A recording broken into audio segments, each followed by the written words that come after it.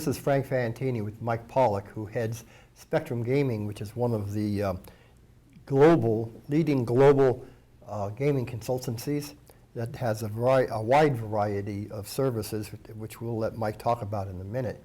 I might mention also that we have a business relationship with Spectrum. We co-produce the Spectrum Metrics Fantini statistical reports, along with also a company named MSA, which does a lot of the nitty-gritty data on those. And the slogan is that Spectrum Metrics Fantini is the industry data source. Mike, you have a unique view of the gaming industry as a consultant to so many of the jurisdictions, so many companies, so many investors throughout the world. Tell us a little bit about what Spectrum Metrics does, and then maybe some of the areas that are emerging for you now. Sure. Well, Spectrum Gaming Group, I mean, we've been around for over 20 years, and we recognize, Frank, that we have ridden the wave of expansion of gaming around the world. That's been the secret to our success. But we also recognize one of the things we have to do is see ahead, see what's coming down the road.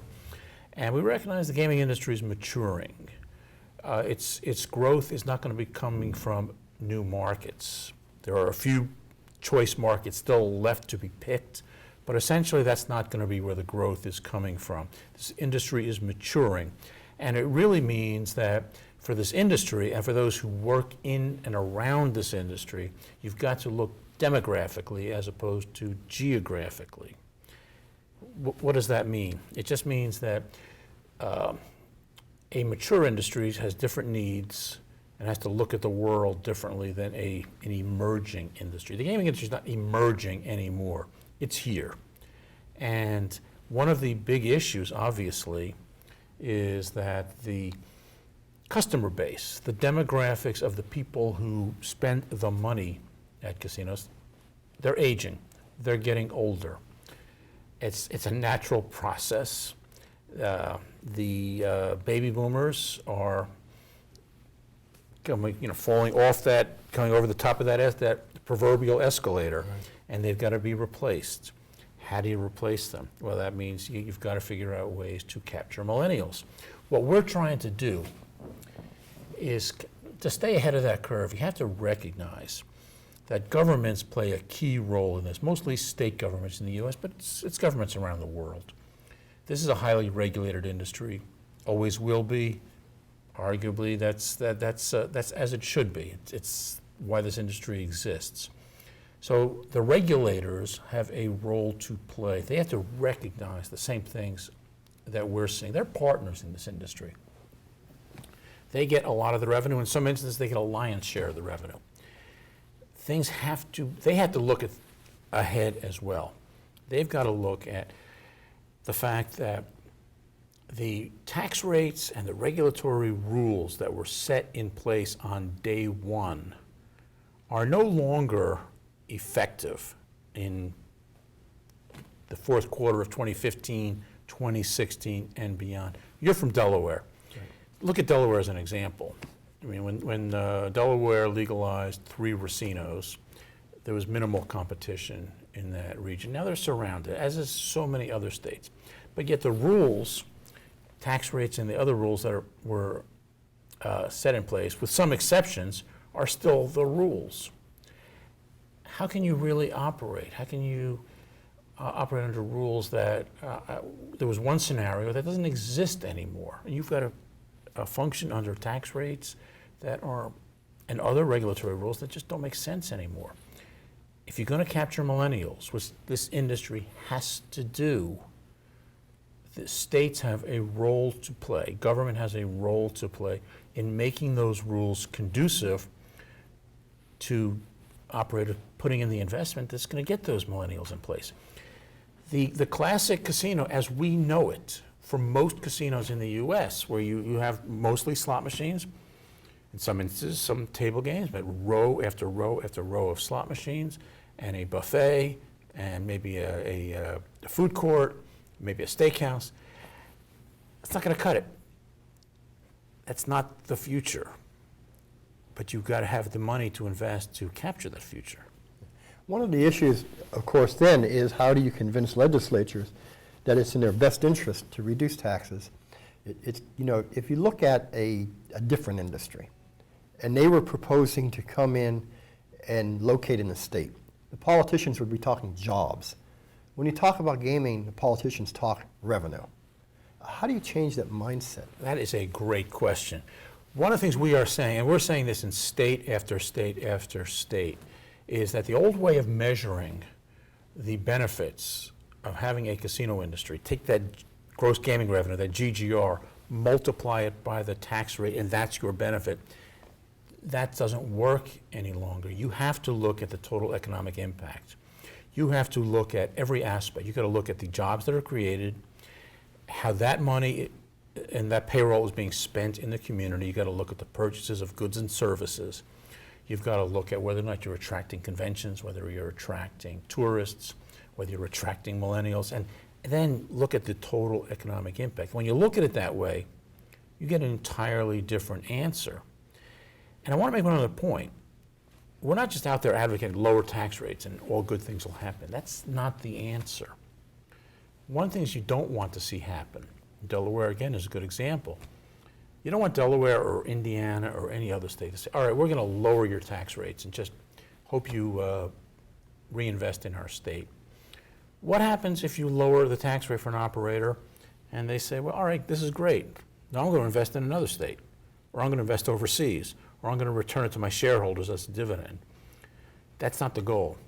So you've got to do this very carefully.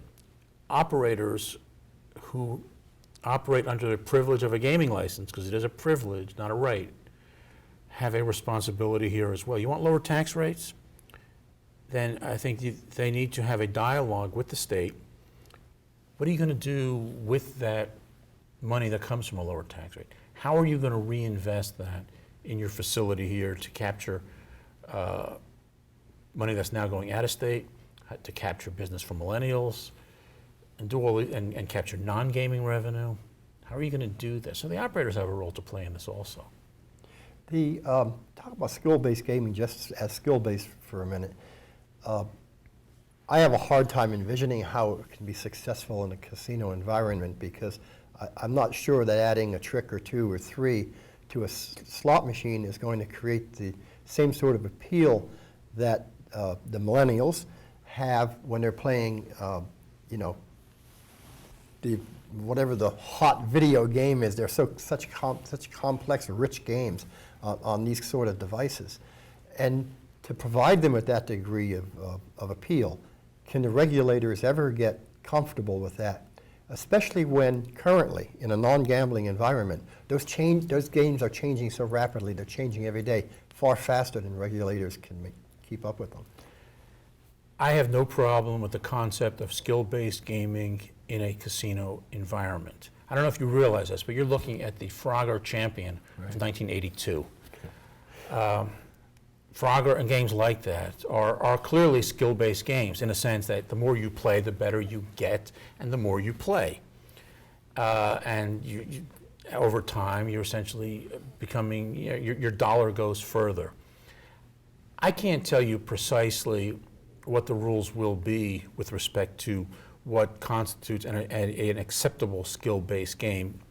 To a great degree, these games have not even been invented yet. They're going to be coming along down the pike. And each game has to be viewed on its own merits. Is it fair? Does it provide a fair return to the operator? Because the operator's not going to do it if they're going to lose money on it. Does it provide a fair return to the player? Can it be, do we know what its payout's going to be? There are all sorts of questions that are answerable. But it's going to be a very game-specific rulemaking process. Final question, another area, broad area, which is related actually to some of these. But the industry is changing so fast, and it seems like it changes faster today than it did yesterday.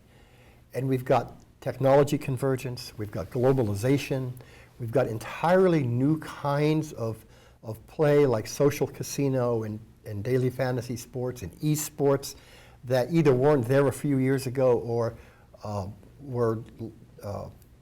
have now come in as an unregulated business model but are absorbing in huge amounts of money.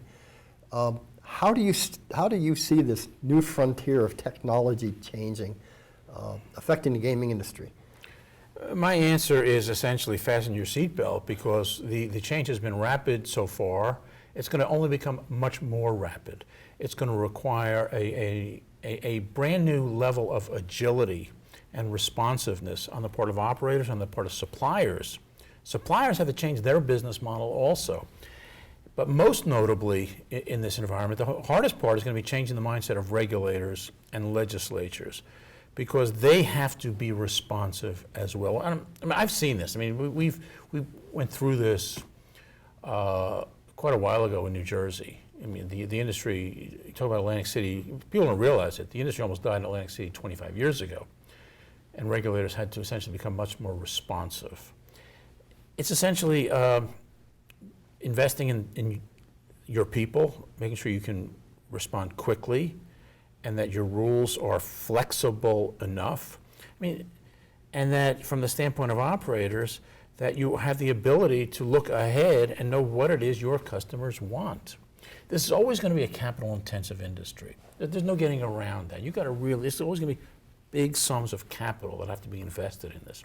But you got to get smarter as to how you deploy that capital. There's going to have to be a lot of changes in the way this industry essentially operates. Not everyone's going to survive, but those that do will do very well. Okay, great. Any other topics you'd like to touch on, Mike? No, this was great, Frank. It was very, very interesting and insightful. Thank you. Thank you.